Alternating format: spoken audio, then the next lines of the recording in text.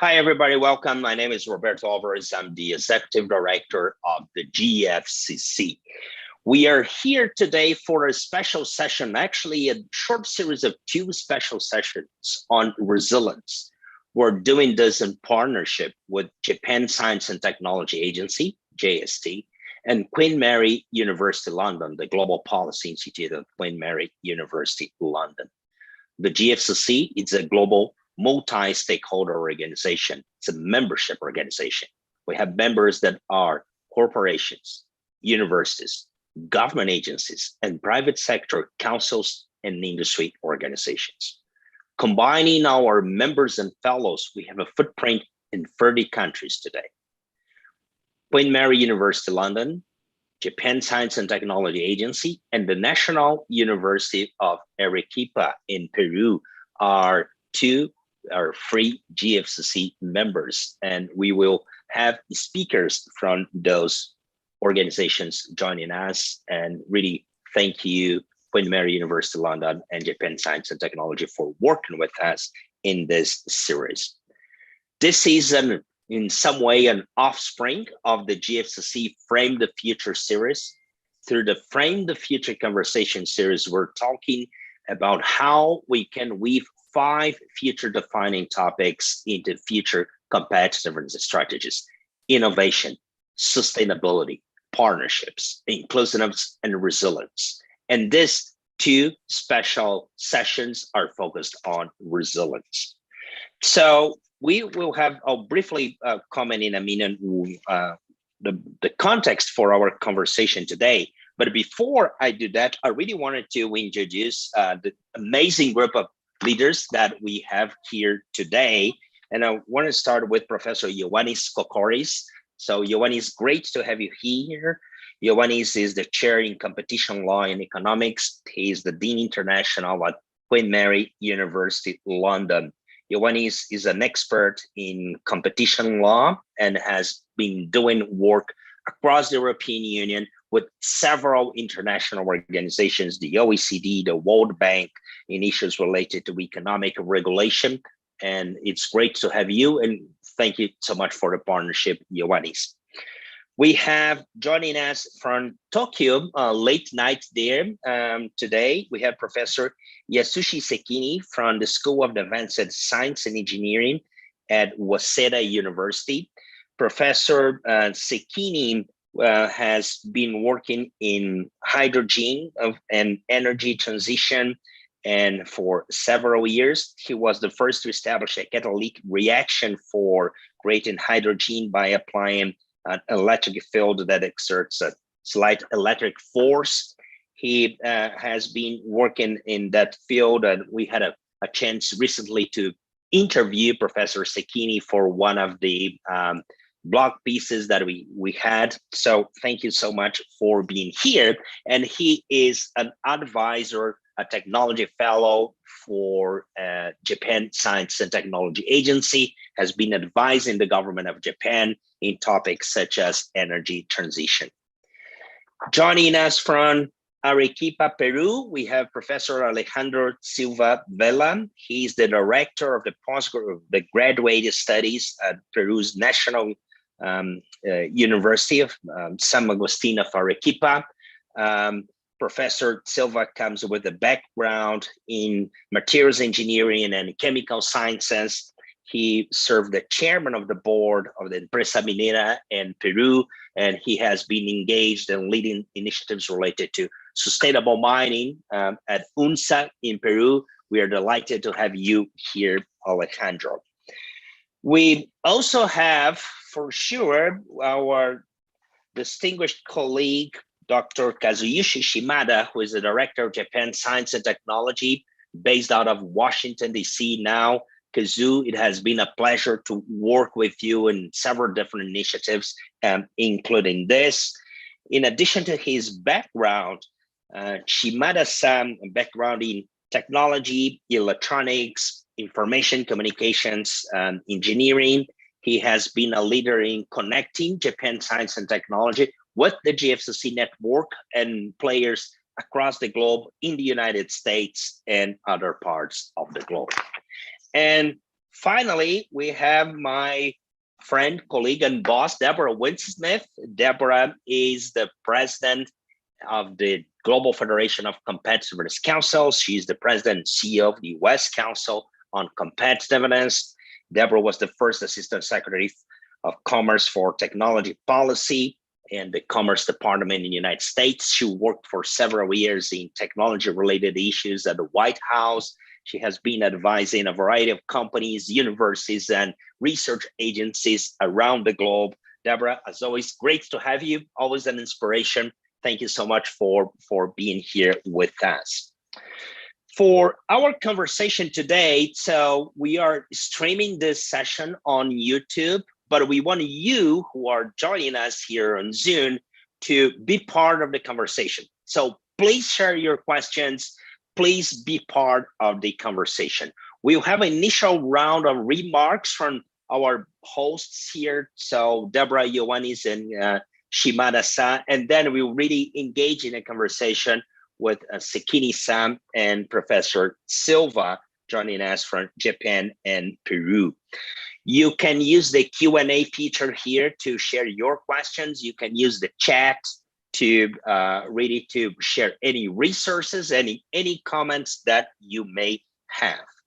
As you all know, the frequency of shocks in the world is increasing. We have more frequent epidemics, pandemics, we have extreme climate events, we have cyber attacks. All those things are more and more requiring resilience from organizations, from cities, from nations, and Japan Science and Technology Agency, Queen Mary University London, and the GFCC have partnered in that context to host 2 sessions. This one is focused on critical national resources, critical national infrastructures, and how to build resilience in that context. And coming next in a month, in 4 weeks from now, we will have one focused on cyber. So for us to get started, Deborah, I would like to invite you to really to share your perspective on why resilience and why are we doing this together? Thank you, Roberto. And on behalf of the GFCC, let me also welcome all of our distinguished panelists today and our viewers and partners around the world who are joining us in the early morning and also in the late evening around the globe. It's my honor and privilege to serve for a number of years as President and CEO of the U.S. Council on Competitiveness as well. And first, let me thank our partners and members and sponsors for this series on resiliency. The Japan Science and Technology Agency, Shimada-san, thank you. And I want to also recognize, while he's not here, your distinguished president, Hamaguchi-san, that I personally, as well as professionally, have had the honor to work with for many years. And also let me thank Queen Mary University in London and the Global Policy Institute, Colin Grant, and Yuanis Kokoris as well for their great participation and leadership. And of course, welcome our other panelists, Professor Sekini and Professor Silva. Resiliency. Why resiliency? Well, as we look at competitiveness, there are really 3 critical building blocks, and how they come together in an integrated system really is the ultimate driver for productivity, inclusive prosperity, growth, and security. And that is, of course, innovation capacity, sustainability writ large, and resiliency. And as Roberto said, we've been examining these concepts and imperatives through our Frame the Future series.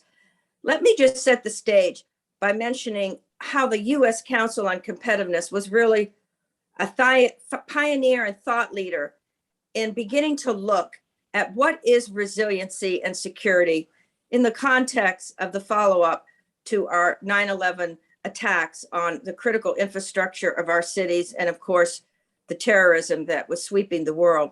What we did at that time was to try to understand, how can we build security capability into the business operations and infrastructure of the nation in a way that it enabled productivity and innovation, as opposed to being a cost of doing business and not having the cumulative effect of adding value.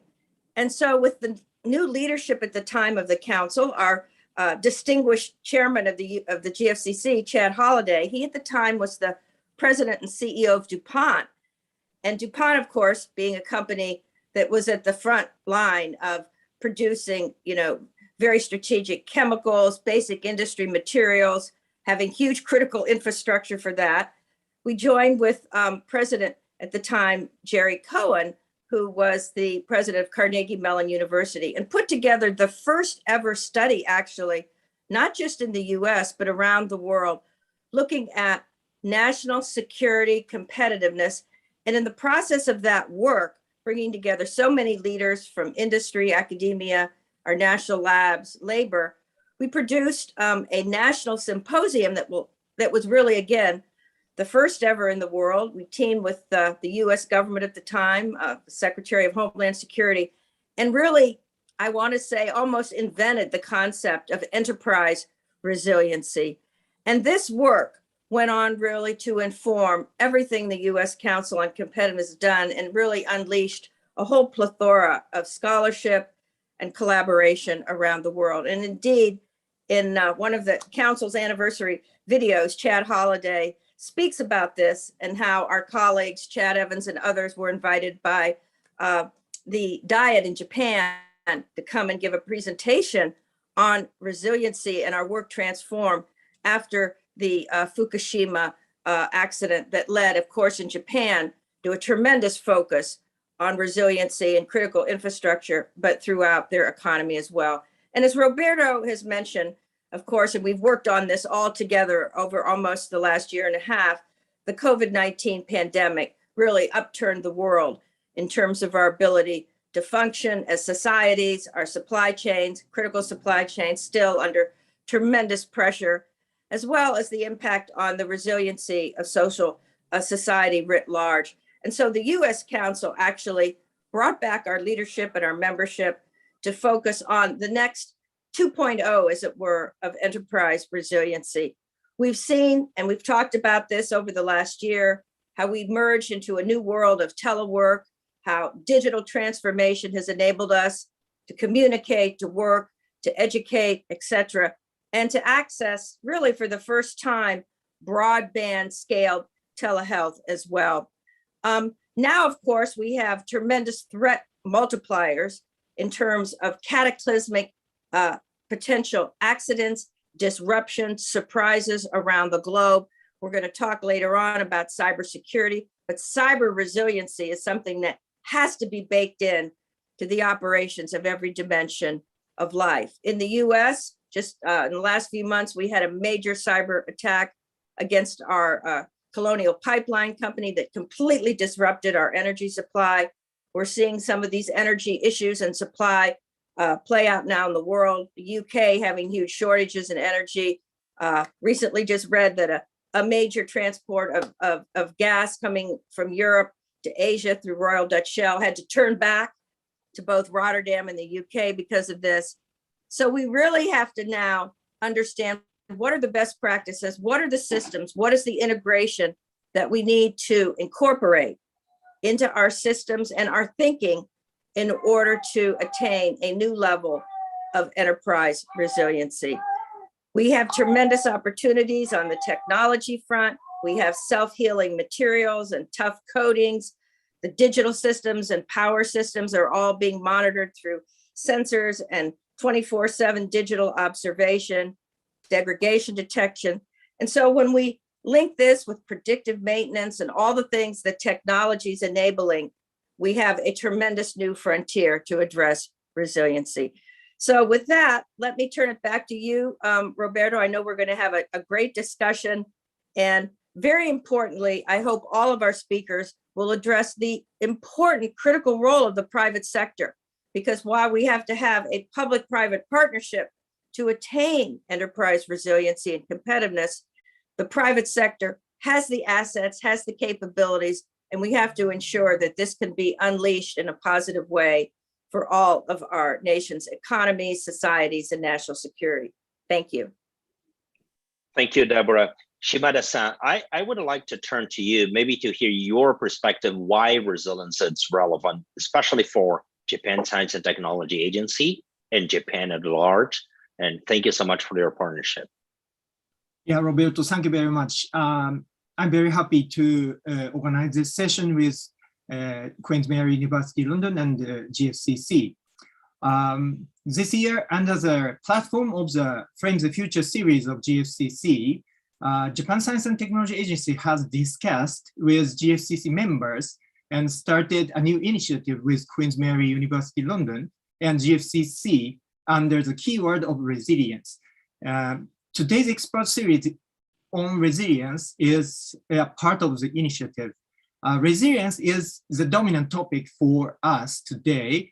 Not only is this 10th year remembrance of Great East Japan earthquake and Fukushima accident, but we also suffer from the ongoing COVID-19 pandemic, and we cannot help considering how we can rise above these experiences to build a better future together. And it is very lucky for us to have an opportunity to work with Queen Mary University London and GFCC. We could access their rich knowledge and get access to the existing good resources. Throughout the discussion with the colleague, as Deborah mentioned, I realized that the Council on Competitiveness in US published a message in 2007 after the 9/11 attack.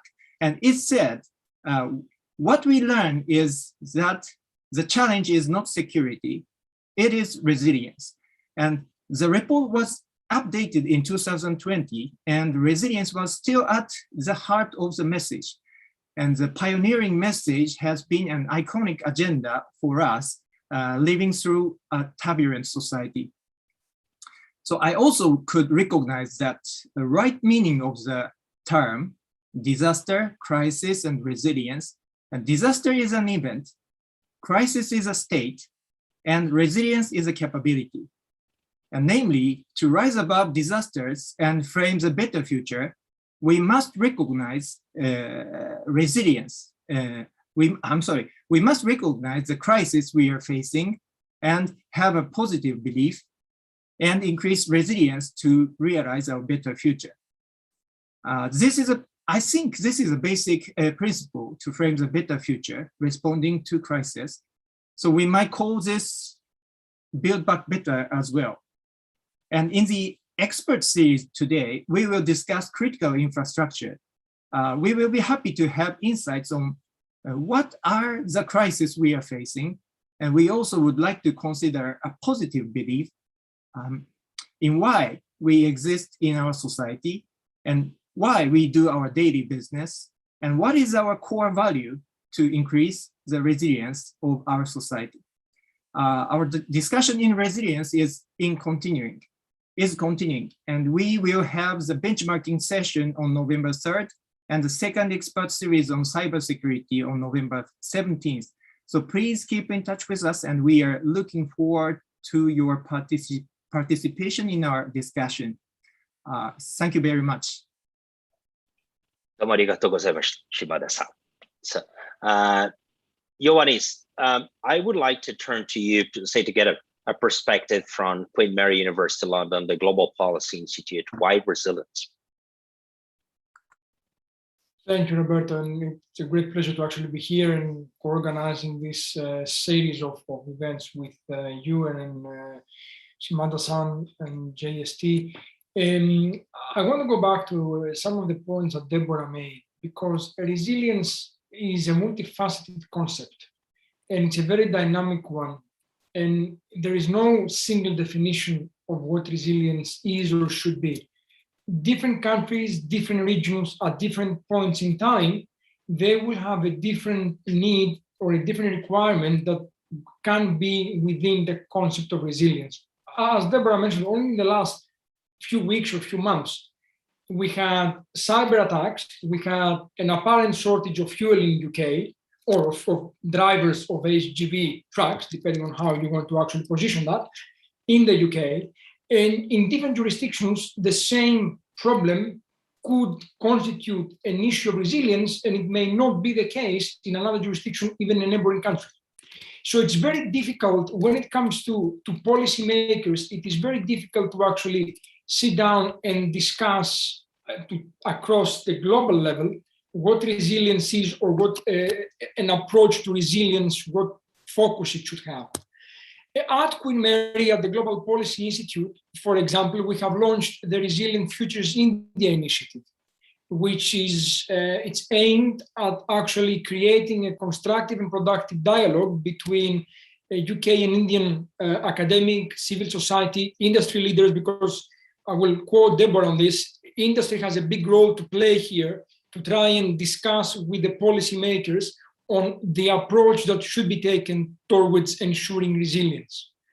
And when we look at a country like India and we compare it with another country in the region or a bit further apart from that region, we see that it's not the same needs that the government has to take into account in addressing resilience. The problem that this creates, the problem that this multifaceted nature of this issue has, is that there is no golden solution. There is no one rule fits all.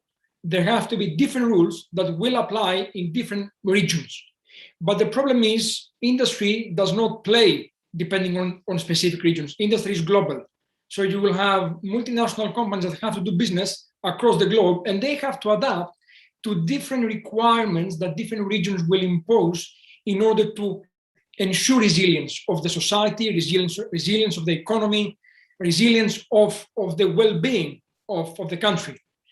And that can very quickly become very onerous and can become too burdensome and bureaucratic. And that can have a negative impact on investment, can have a negative impact on investment, domestic or FDI or foreign investment, can have a negative impact on GDP.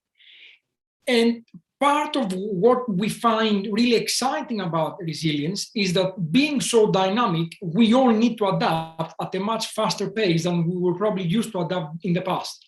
And we need to be having this type of dialogues more often, and we need to be discussing what could be a set of appropriate approaches, because there is no one approach. What could be a set of appropriate approaches to be taken, trying to reconcile the different interests that at times can be contradicting each other, but the aim is through venues of this type, through discussions of this type, is to try and find a point of convergence and have a dialogue that can lead to a certain set of policies that can help resilience across the globe to the greatest extent possible. I think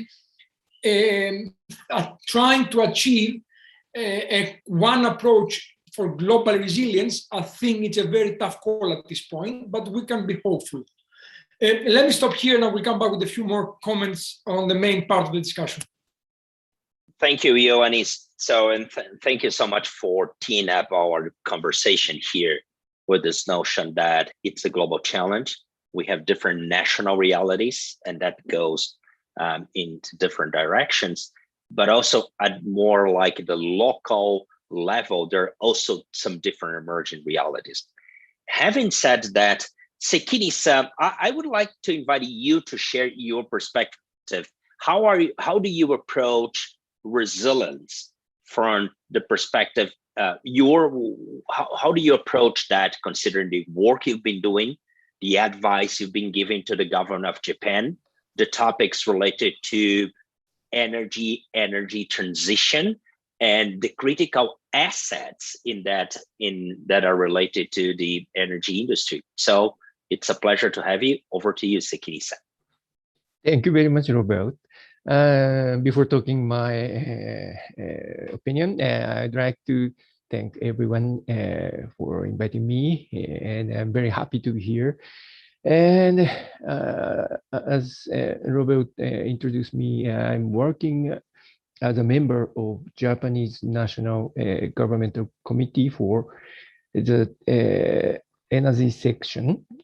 So, and from the viewpoint of such energy yes, energy and environmental professional, I'd like to talk about the resilience on energy and related section.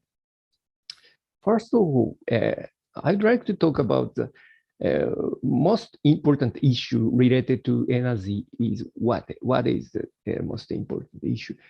Of course, energy includes many aspects. For example, power plants and petroleum, natural gas, and coal utilization, carbon dioxide emission, and also utilization, hydrogen production, hydrogen utilization, and fuel production, fuel consumption, and transportation, of course, logistics, and so on. So many aspects are included in the energy sector.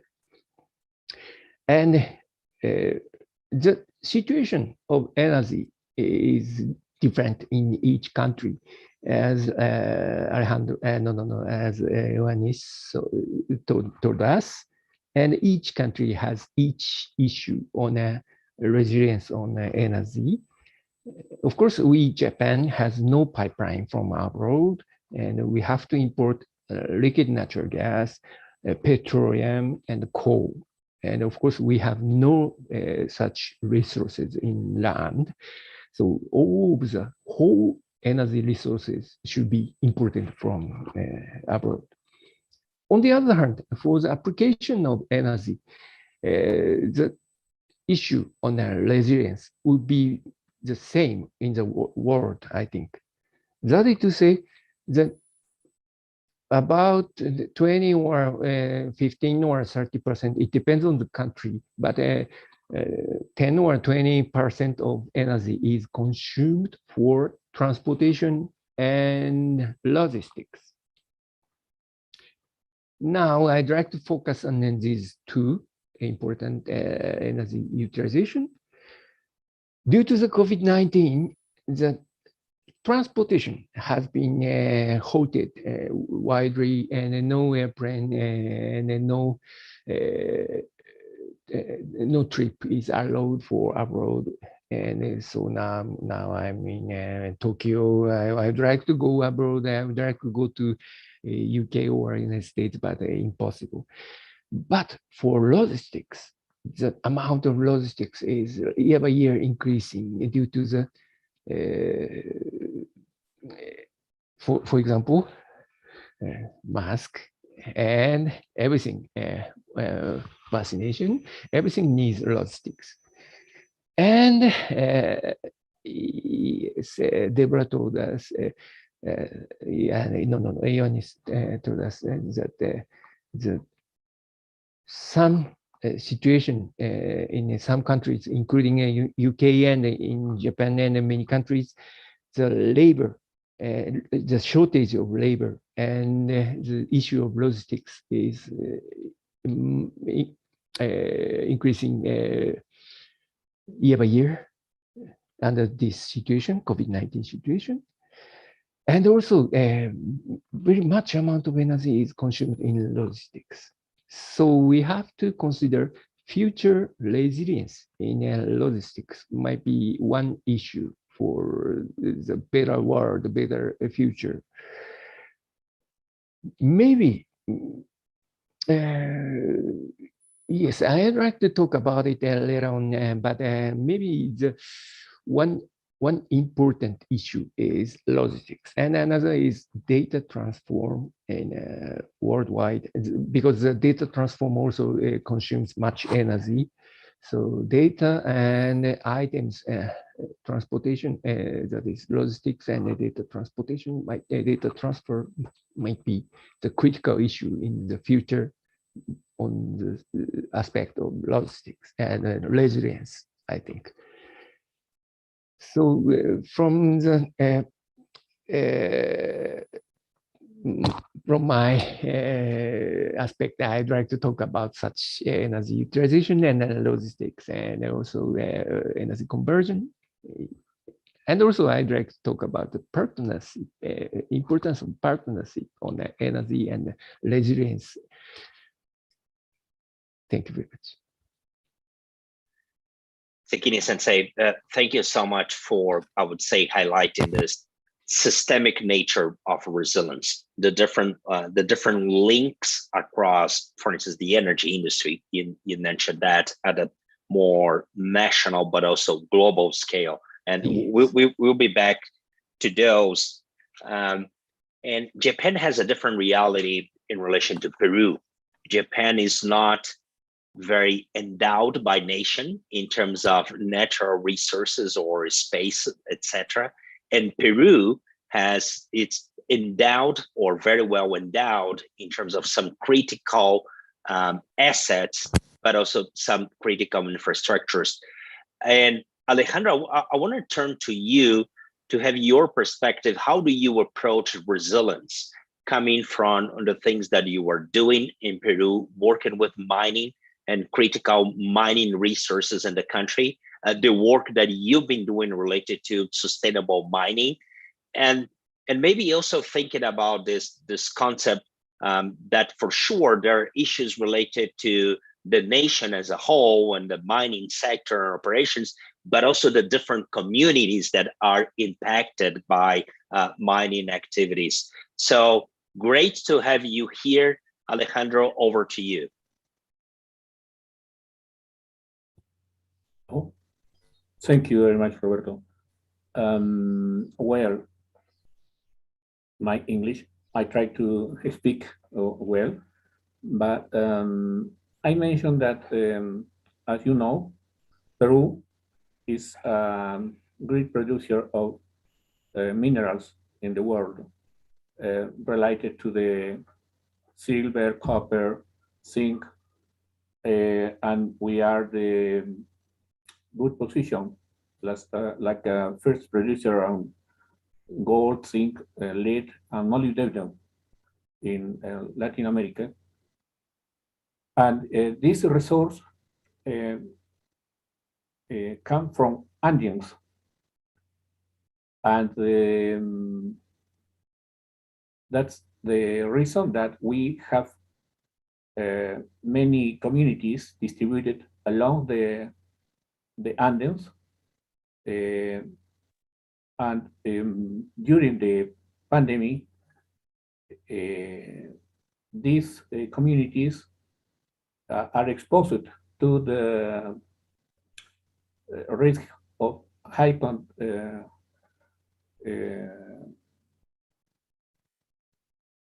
exposed to high rates of contagious, and during this period, the mining enterprises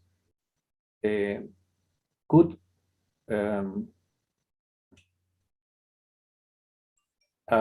a good response because the mining technology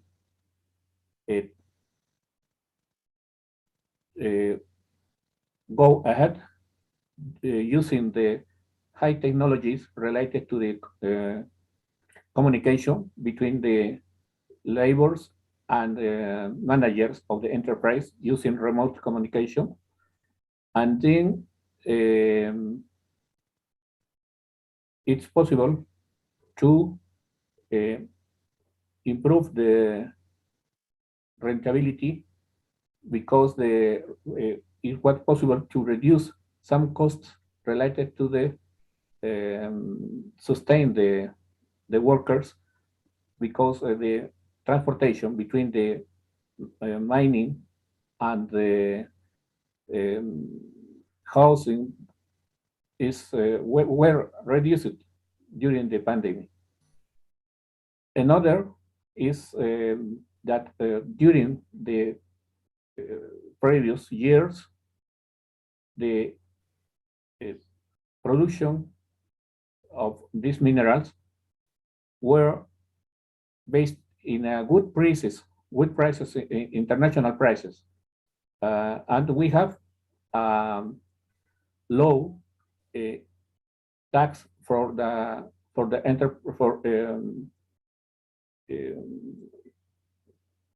taxes for the mining.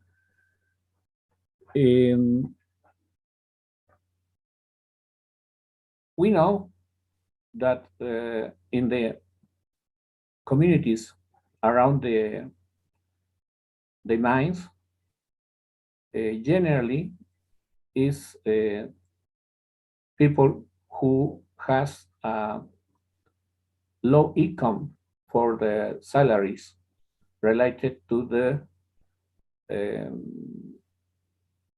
people on the countries outside of Peru. And this generate a break between the developing of rural cities than the urban cities. We have different levels of development between the cities, and it's necessary to think in improve the means of communication between the people, between the cities and the rural, urban cities and rural cities. I think that the resilience is dependent of the improve the technology of communication between these cities, and other thing that is very important is improve the relationships with the social aspects between the enterprises and communities around the mines. This is the reason that universities and technological centers must improve the technology related to this communication.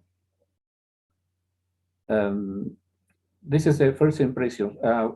Finally, I say that Peru is a country that it has a 75 rank in the resilience index in world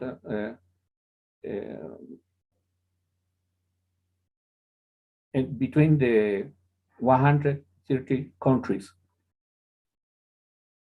It's very important to improve this capacity to for the resilience. That's my opinion related to this.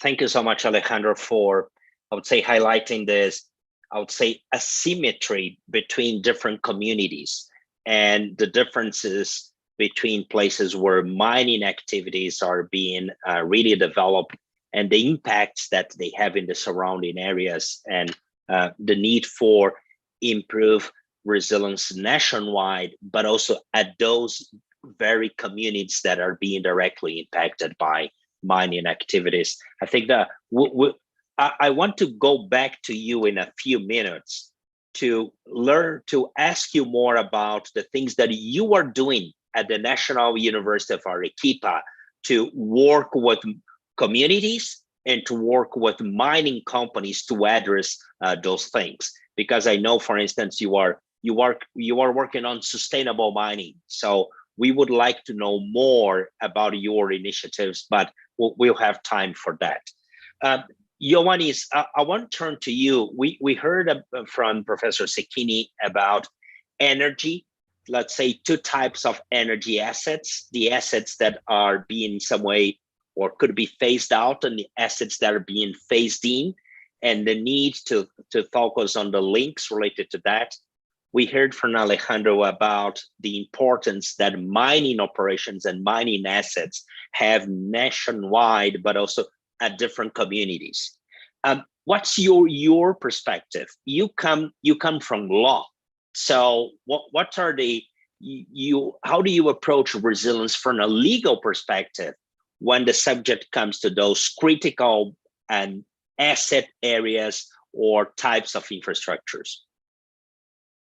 Thank you, Roberto. I think one of the interesting perspectives from a legal/regulatory perspective is how governments across the globe perceive different sectors and different industries, and whether there are certain governments which have a tendency to protect certain sectors and other governments which can be a bit more vague in the sectors that we protect. So if we look across the globe and we look into both developed and developing countries, we seem to have two main types of regulatory approaches. There are, in most countries, or in a number of countries, the usual suspects of the sectors that would fall within the resilience protection net would be sectors that have to do with natural resources, have to do with energy. These are the obvious one across the board, I would say. Then we have, depending on the region we look at, we have sectors that are more region specific. So I would guess, following from Alejandro's comments, probably I have not looked at Peru, but probably in Peru, mining could be one of these sectors. There's no point to have mining as a sector of special interest in UK, for example. But in countries where they do have an important sector that is of mining, then that sector would fall within. The problem that I see in the approach that countries have taken is that some countries are very explicit in the sectors they will consider of special interest to the resilience and the sustainability of the economy. So everybody will know what these sectors are. That gives legal certainty, that gives business and investment certainty. There will be other countries which will be more vague. And my favorite example, I will not name the country. My favorite example is a brand of a soft drink was deemed to be of national security importance. So a government had the right to actually block FDI because that brand of a soft drink was deemed to be too special. There may be panelists or attendees who will disagree with my view that probably a brand of a soft drink is not of a national security, has no national security aspect, but it does seem a bit strange, in my view at least, that having a vague regime does allow governments to be flexible enough, but also uncertain enough, and that on the one hand can give a government the opportunity to be more adaptable, but on the other hand, it can give a government the opportunity to be more interventionist and possibly satisfy certain interests which will not be along the lines of fair investment and fair practice. Another point I wanted to add, following the discussion of Professor Sekine and Alejandro, is, and also goes back to the point that Jerry Hultin was put in the chat. If I may just refer to it now, Roberto, or you want to refer it at the end of the Q&A, happy to take your lead on this.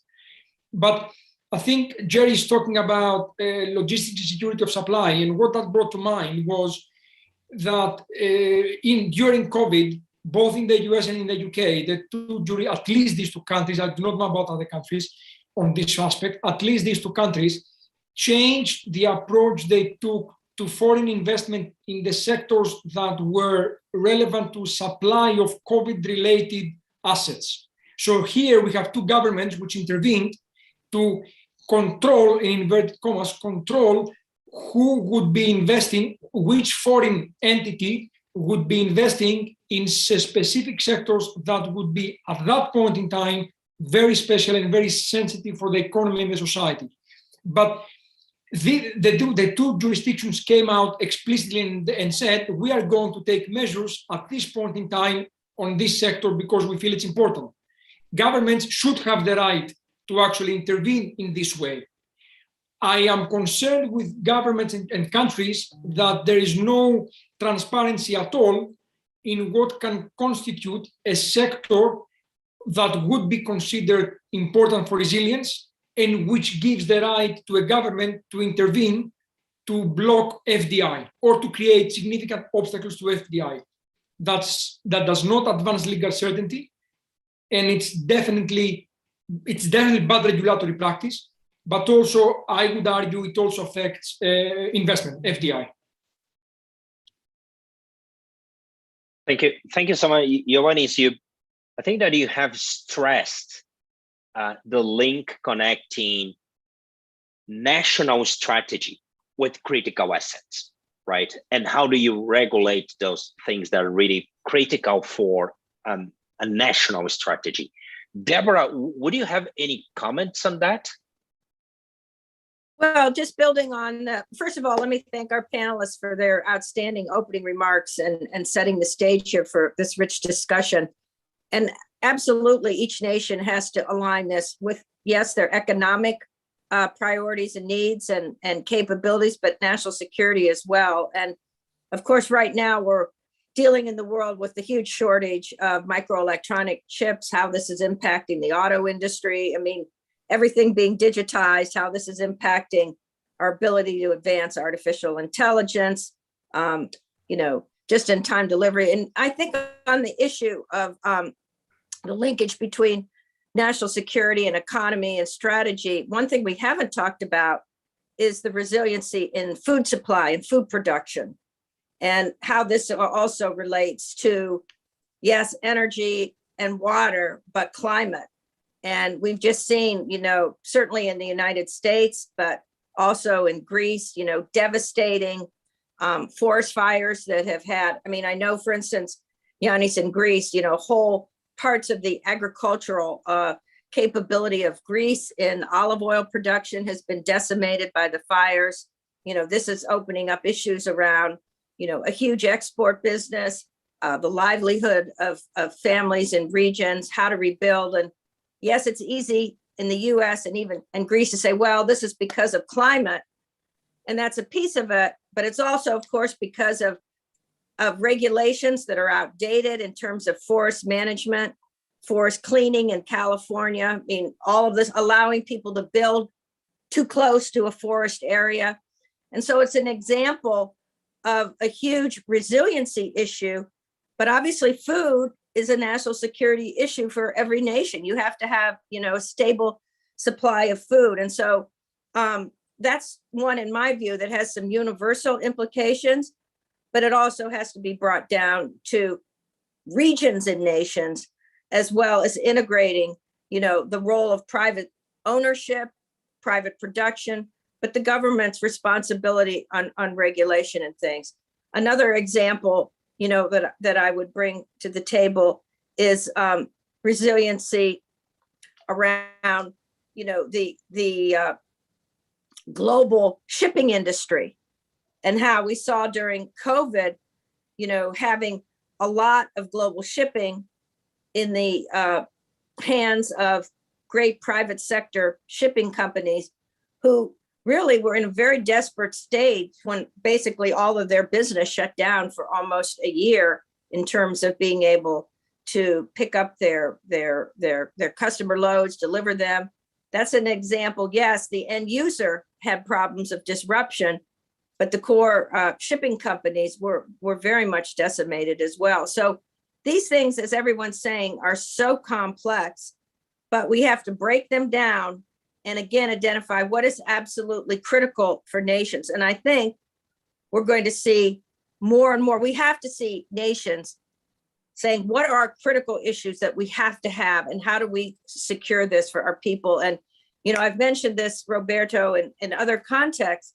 It was a huge wake-up call for the United States in the beginning of the COVID pandemic in March and April of 2020 to realize that we couldn't even get into our country the protective equipment we needed to treat COVID. It was being made by US companies outside the country, and China in particular, and we couldn't even bring that back into our country because in the case of China, they were treating that as a national security imperative. We couldn't even get supplies made by our companies. And so the hollowing out of the supply chain in advanced pharmaceuticals and medical devices was a tremendous wake-up call in the United States and Europe, and I think Japan and around the world. Those are critical assets when you have a global pandemic with your citizens potentially dying at a huge, huge rate. Thank you, Deborah. Sakini Sensei, I want to turn to you. Maybe if you could elaborate a bit on that and what Deborah has mentioned about what are there are differences across countries, right? So what are some of the critical assets that you see now in critical sectors and areas to build future resilience in Japan? It's a very difficult question to answer. Of course, there's several critical points for the resilience. Of course, infrastructure, yes, yes, a power plant and a bridge and a tunnel and railroad and everything. Infrastructures are also very important issue, but of course, yes, from from the viewpoint of energy, the most important is how can we get future energy for establishing resilience in Japan. And fortunately, for the food issue, we have almost no worry about it, because for the agriculture, the situation is not so bad. We have plenty water in our country, so the food issue might be not so critical in Japan. But all the infrastructure and how can we make electricity might be the critical issue for the future resilience in Japan, I think. And thank yeah, you. May I Yes, comment please. one? Deborah, I would like to ask about the food resilience, and maybe in terms of food, there is already enough agricultural production in the worldwide for 10 billion people. But unfortunately, the problem, the most important problem is that the food is not properly distributed in the world,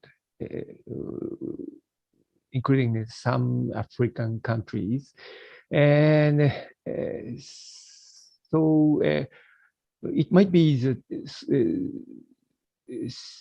issue of social system and also logistics.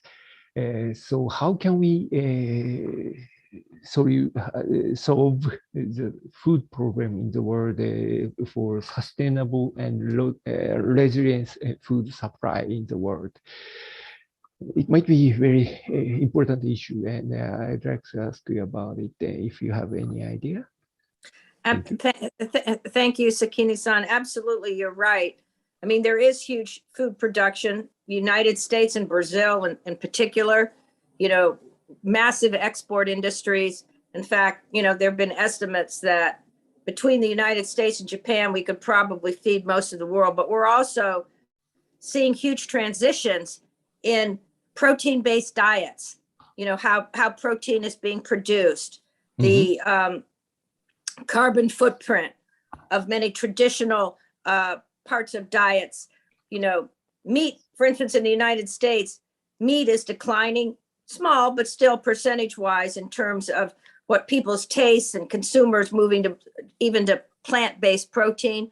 But other parts of the world, where they haven't had access to high protein diets, meat and et cetera like that, animal protein is a huge part of the growing middle class and the right to have a better diet. So these things, again, relate to social, cultural things. And then, the issues around GMOs, I think we've sort of moved beyond some of that. But in many ways, some of that policy was a non-tariff trade barrier. And you had products being produced in Africa that could not be imported into Europe, for those reasons. And then you had farmers, not being able to maintain their livelihood. So, this might be, I would just throw this out, Roberto. I think we should have a discussion in our GFCC around resiliency of the food system and agriculture as well, because precision agriculture, all these things are just going to give us tremendous opportunity to ensure healthy protein-rich diets for people around the world. And that's something that is a global imperative, so that food scarcity does not become the real barrier for health, for well-being, for children being educated, all those things. So thank you very much for raising that, Sakani-san. Alejandro, if I could turn to you, you mentioned the need to work with communities to diminish certain asymmetries that do exist. What are the things that you see as being critical to improve the resilience of the mining sector, and how do those connect with sustainability? And you are working at UNSA, the National University of Arequipa, in sustainable mining. Could you elaborate a bit about that, how you are addressing this nexus connecting communities, resilience, sustainability, the thing about the profitability of mining operations, and then the overarching national mining industry in Peru?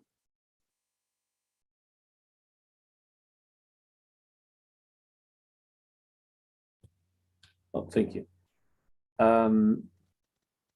Previously, I am add to the previous commentary related that we have a very rich country because recently, during a few years, we have discovered a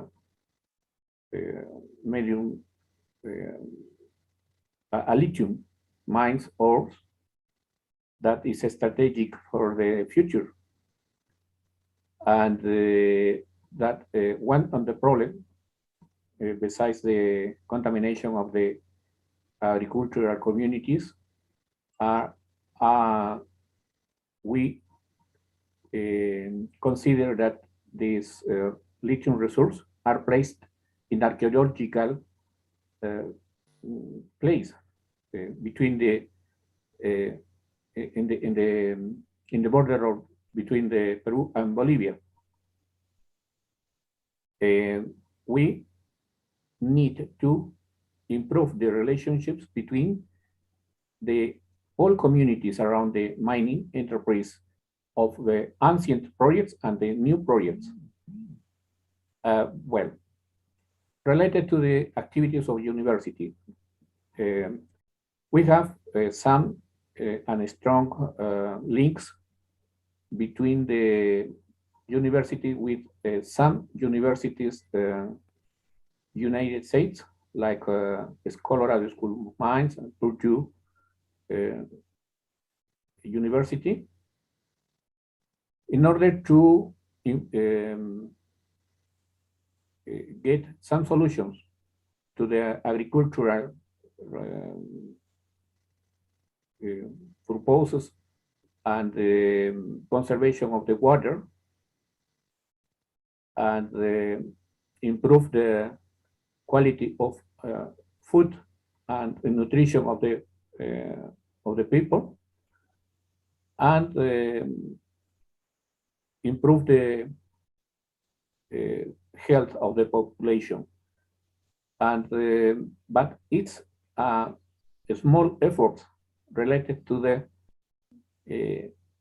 capability of the resources, monetary resources that our government can distribute between the all land in our country. There is a necessity to improve the capabilities of the leaders of the community to give a good administration of the public funds related to the infrastructure, energy, that it's a responsibility for our government. The tributation, the tax for the mining industry in our country isn't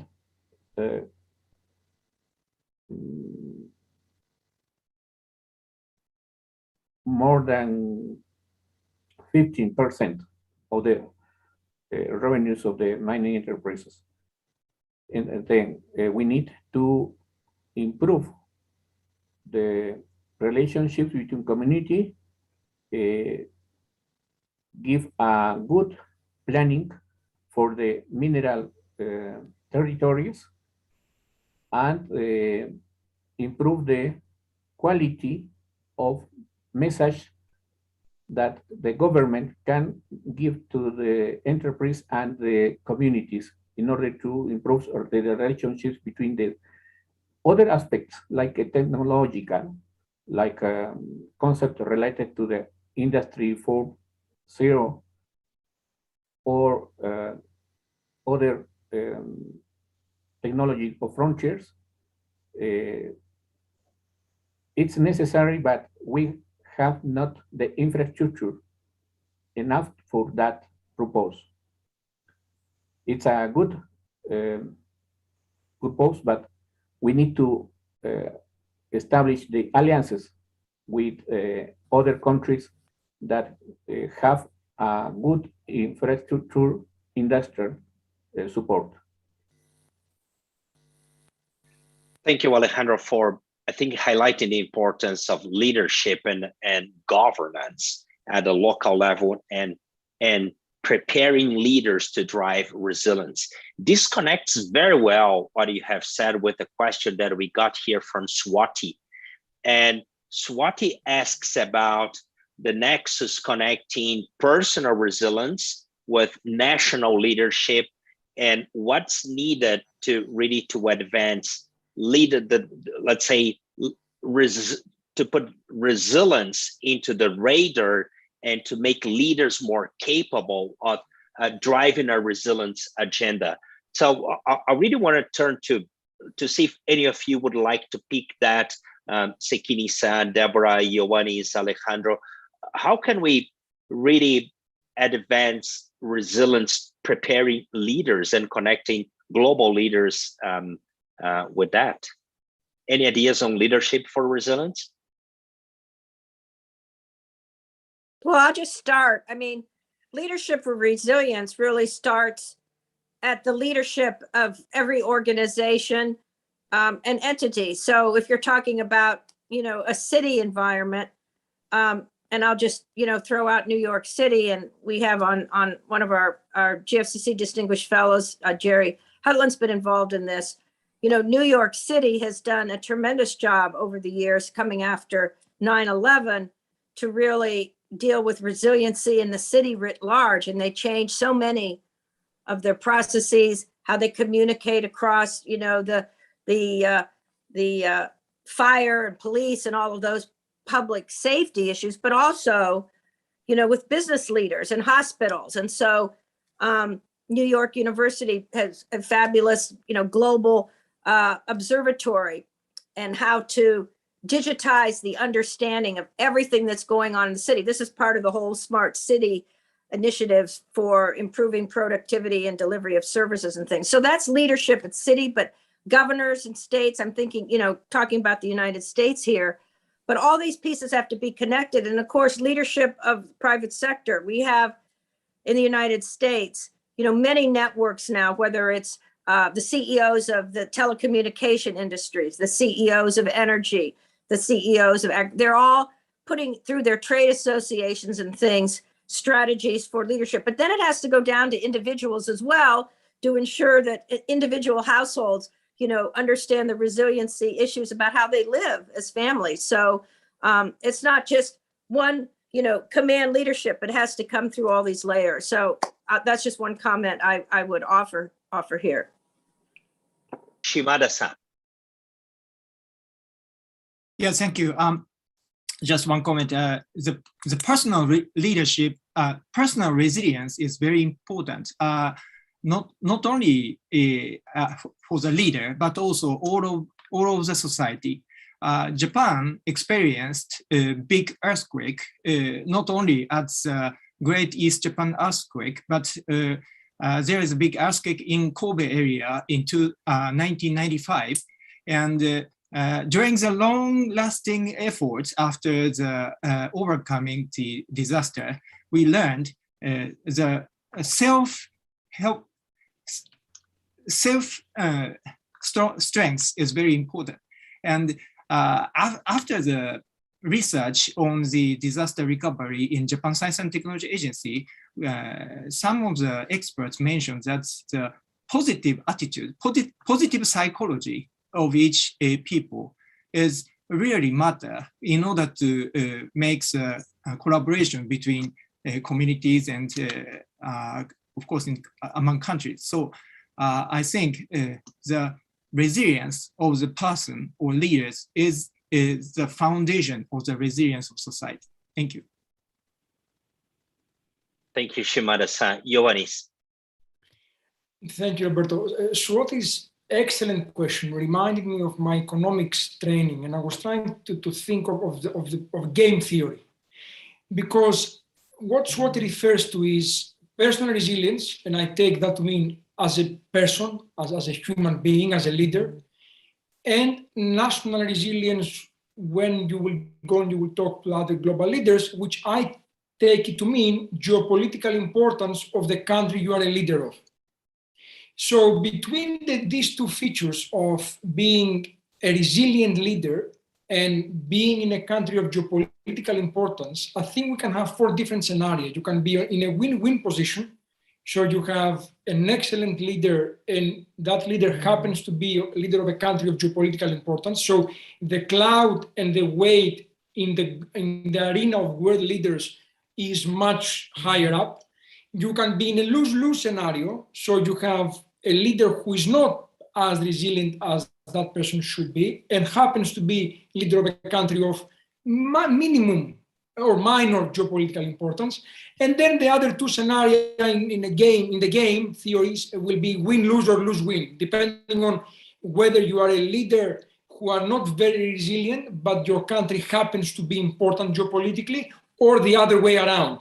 So I guess it's a combination of these 2 features, what the end result would be of the country's resilience in the global arena. Thank you, Yuanis. Sekini-sensei. Thank you very much. A short comment on the resilience for the leadership. And the power of the individual leader is, of course, limited. Of course, a very good leader with a high wisdom might be very good, but it's not permanent.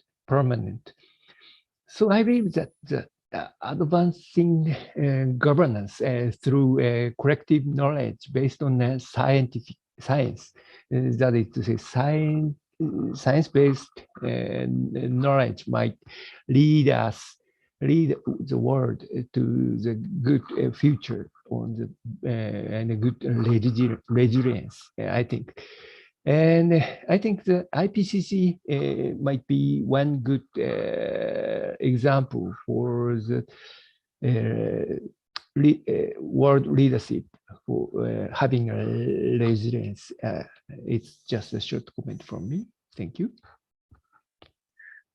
Thank you so much. Shimada-san, I want to pose a question to you, because we're talking resilience here. We talked leadership. We talked about differences and the different levels. And Sekini-san just mentioned the importance of science and technology and systematizing knowledge. And you are the one who is driving this new initiative under development in the GFCC, involving members about future resilience, learning from past crises. So what's the motivation that you have to drive that? Yeah, thank you very much for your question to that. The intention is multiple, but we are Japan Science and Technology Agency, and the strength of the science is basement of the democracy and also basement of the trust among each communities. And of course, we would like to contribute to make the trustworthy relationship among different communities. And we would like to contribute to the framing activities for the future as an enterprise, as a part of scientific enterprise. So if we would like to consider to contribute to such kind of context, we need to understand what is happening in our society and which part should we address in order to make a good, trustworthy relationship, not only technology or science itself, but also activities with people are very important, I think. So starting discussion with you all is very important opportunities for us in order to create a trust and community to envision the better future, as well as it includes the understanding activities of the past crisis and our and lessons. That's why we would like to engage in these activities. Thank you, Roberto.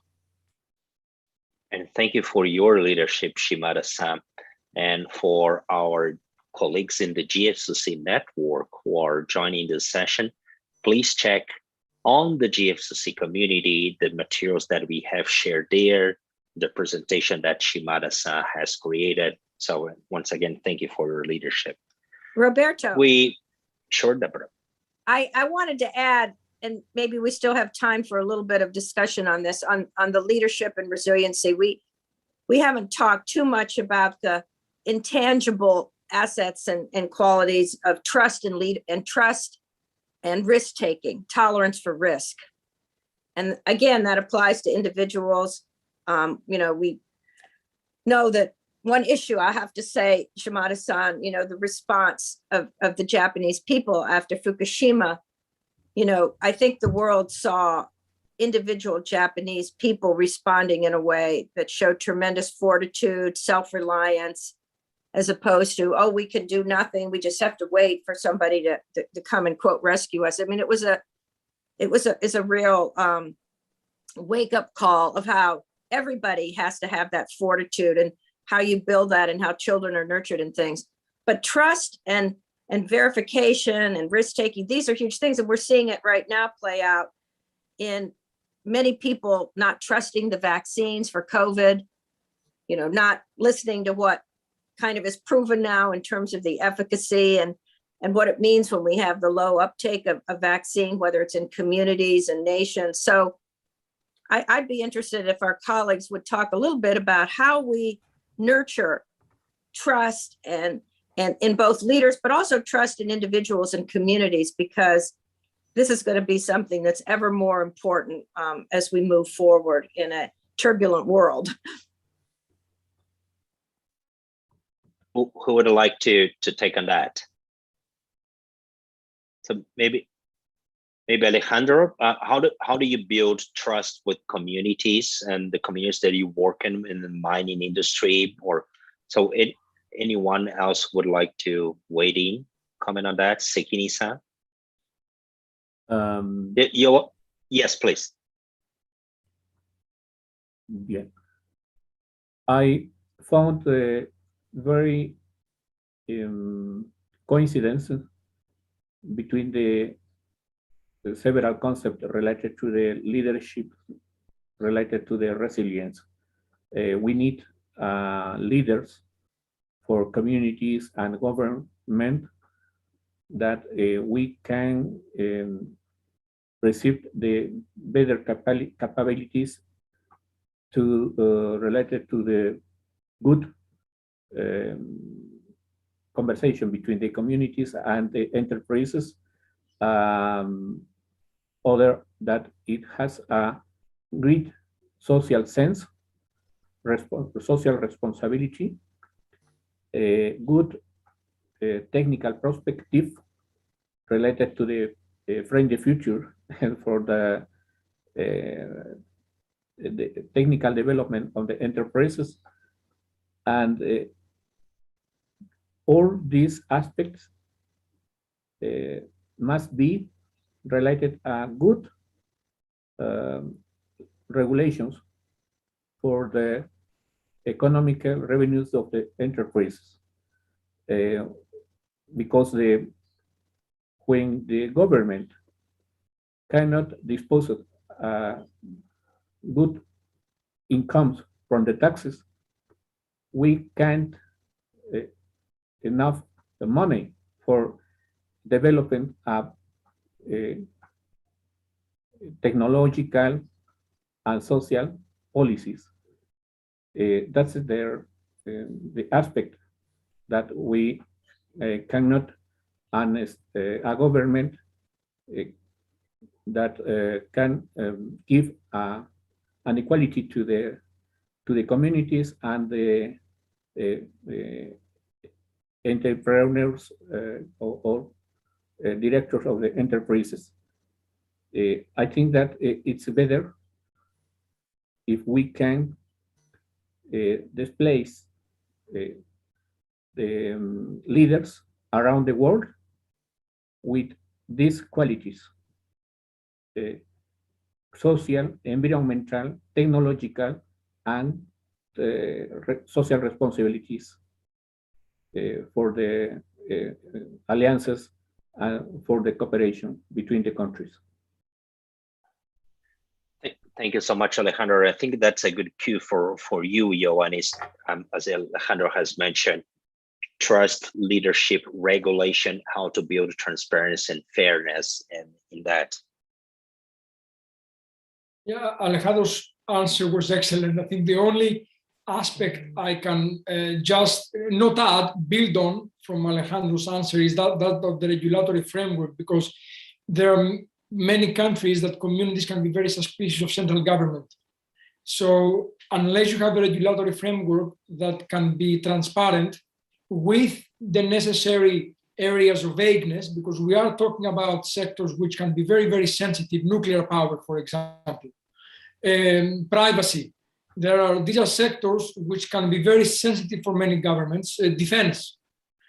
So I'm not arguing that there should be full transparency on the government's thinking behind the approach it will take, but there must be a balance between government's approach to the sectors of resilience and how it approaches these sectors and the decisions the governments are making, because that can, on the one hand, address any suspicion within the country, within and between communities, but also it can address any concerns of unfair play on a more global scale when it comes to investment or inward investment or any other type of corporate investment. So I think there needs to be a regulatory framework that will be at the same time secretive enough to ensure the country's national interests, but at the same time transparent enough to provide some clarity and certainty on the approach. And it's not an easy balance. I'm not sitting here arguing I have the answer. It's not an easy balance, but I firmly believe is a balance that we need to strive to find. Yuanis, if I could turn to you and building on what Yuanis has said, how do you strike that balance? You are working on energy transition. So there are certain assets that will need to be phased out, and there are new assets and industries and players that will be phased in. How do you strike this balance in terms of transparency, building trust in this transition process? Thank you. Actually, before talking about it, Japan has faced Japan faced oil crisis in 50 years ago. It's a very important crisis for us. And before 1970s, we were depending on crude oil from Middle East. 90% of energy is based on crude oil from the Middle East. But from the oil crisis, we have to change mind. And now we are importing coal from Australia, natural gas from Australia and Russia and Qatar, and crude oil from the Middle East, and now oil from United States, and everything from all over the world. And we call it best mix. And now it's the next asset, renewable energy, renewable hydrogen, and of course PV, and everything is added on such asset. So as I told you before, we have no natural resources we have to struggle our national energy program by ourselves. So we have to keep old asset and little by little change and mixing everything and turn to be a better future, making a new process little by little, introducing a new process little by little, including PV, hydrogen, and also.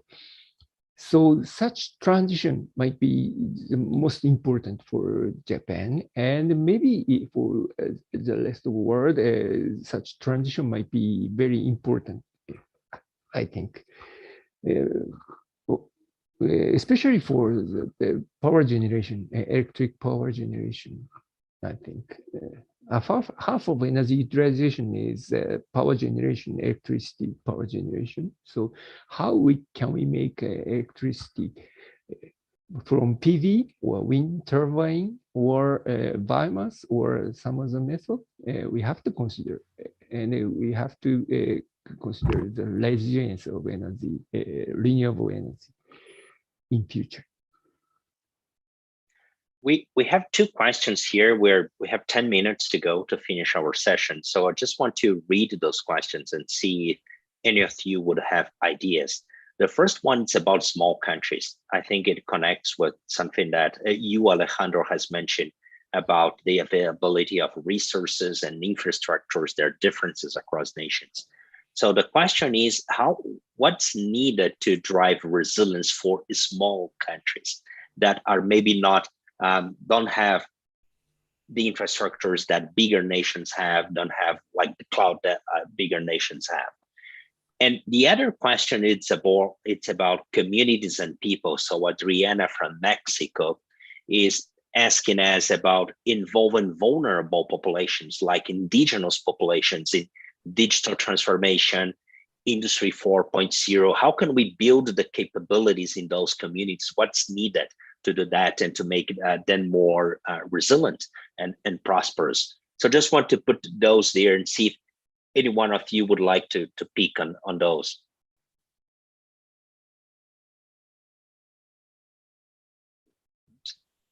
Any comments about small countries and resilience or communities?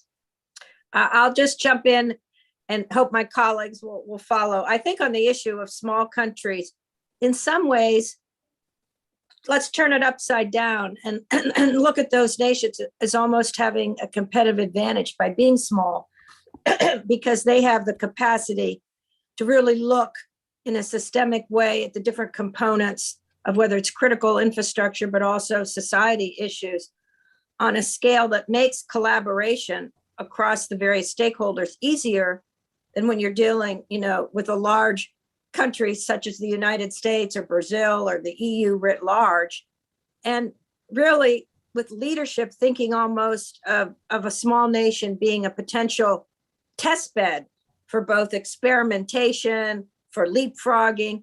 I mean, one of the things we've seen, which has been, of course, talked about so much is in Africa, how putting the power of mobility, digital mobility into the hands of small villages, of women entrepreneurs transform, logistics supply chain to cut out middlemen and all of those things. So let's kind of turn that question upside down in the sense of what are the advantages of being small, as opposed to, again, I mean, I'll just use the example of the United States. We have 50 states. Every state now has its own regulations and policies on how to deal with COVID and the vaccines, and where you could get a shot and how you could get a vaccine shot was just all over the country. I mean, we had people moving from one state to the other because of either vaccine friendly policies or not. I mean, and then it is still very, very complicated. So that's something I want to throw out. Small may be better in terms of developing resiliency and capability, but also how a small nation links into its sister neighbors for regional collaboration is very, very opportunistic, an opportunity and a strategic issue.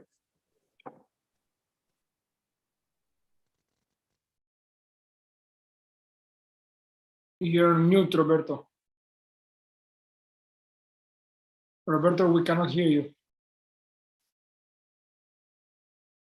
I think he lost his sound, so maybe I'll just jump in and ask Shimada-san and others to comment on that issue of I small think country. Professor Sekina has his hand up, so maybe. Oh, okay, good. Deborah. Oh, great. I see. Go ahead. Thank you very much. And I strongly agree with you, Deborah. And small country has its feature, of course. And I think for the small countries, the partnership might be the most important, including Trans-Pacific Partnership, TPP. Of course, Peru is a member of TPP, and Japan also. And Quad is also membership of United States, United Kingdom, and Japan and Australia. And also AUKUS might be the Australia, UK, and United States. And such kind of partnership and sister countries friendship might be very important for future resilience, because yes, for the food, water, energy, and everything might be imported, exported between such countries under the partnership. So such partnership, establishment of partnership might be very important for small countries, I think. Thank you. Can you hear me now? Yes. Okay, sorry, I had a hardware problem here. Yeah, so different devices not connecting. So we're reaching the end of our session here, and maybe the way we could do is have a quick round and say, what would be your one recommendation to drive resilience in let's say your nation or in any place? Who would like to go first for this final round? Roberto, Yuanis? Yuanis, please go ahead. Kasra will be very, very quick to allow you time to actually step in. I think we need two things in my view. We need a global discussion amongst players, amongst countries. This can be as groups of regional discussions or a global discussion. I would guess groups of regional may work best in the short term and then expand. And as an underlying requirement, I would go back to the point I made first, is that we need to have a level playing field across the regulatory framework on resilience. Shimada-san. Thank you, Yuanis. Thank you, Yuanis. I just would like to recommend, let's share our thoughts on the crisis we are facing. And also, let's have a patience and a kind of negative capability in order to consider about not only ourselves, but also the different cultural environment. That's my proposal. Alejandro, what would you suggest as one recommendation to drive resilience? I would like to add to the capabilities of the new leadership is related to the capabilities to prevent or intervention in geological movements, because our countries like our is near to the geological plates, and we are exposed to the climate change, and we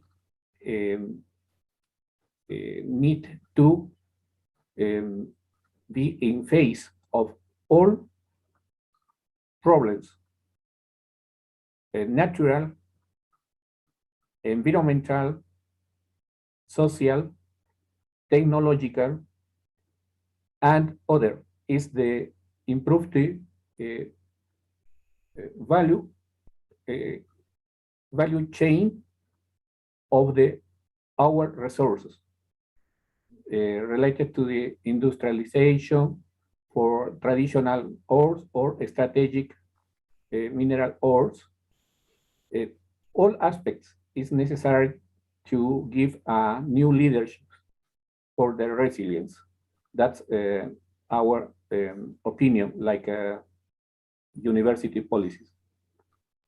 Thank you so much, Alejandro. And just I'll leave the invitation with you to check what Shimada-san has prepared about learning from past crises and potentially joining us in this new initiative that's being developed, because it covers several of the dimensions that you mentioned. Sekini-san. Thank you. And just a short word. The most important, I think, might be the science and the data-based decision-making might be the most important for future resilience. Yes, that's all. Thank you. Deborah? Well, let me again thank all of our great panelists and partners, JST and Queen Mary University. I would just add that innovation, sustainability, resiliency are the three integrated building blocks for future inclusive growth and prosperity. But we're living in a world where we're always going to have surprises. We're always going to have disruption. And so we have to all together have capacity for predictive capability, for anticipating a future, and that may not be what the future becomes, but individuals, communities, nations have to have the ability to be agile, to adapt, to think of recovery, and to take surprises as an opportunity for human progress and development. And if I may add one thing, I just want to build on what you had said before, Deborah, and thank you for your inspiration. We'll need to change mindsets and reframe the thinking. So thanks for that. It was great to be here with all of you. And I want to leave a reminder, next week on October the 20th, we're continuing the GFCC Frame the Future series. And we're talking global trade and partnerships, a topic that was highlighted in several moments during this conversation. So please join us. And we have a GFCC tradition. We'll take a picture of everybody. So please look at the camera, turn on your cameras. And we have my colleagues, Simone and Vanessa, who made this possible joining us. Yeah, and Simone has already shared the link here for everybody to register and to check the lineup for our Frame the Future conversation on October the 20th. It was a pleasure to be here with you. Thank you so much.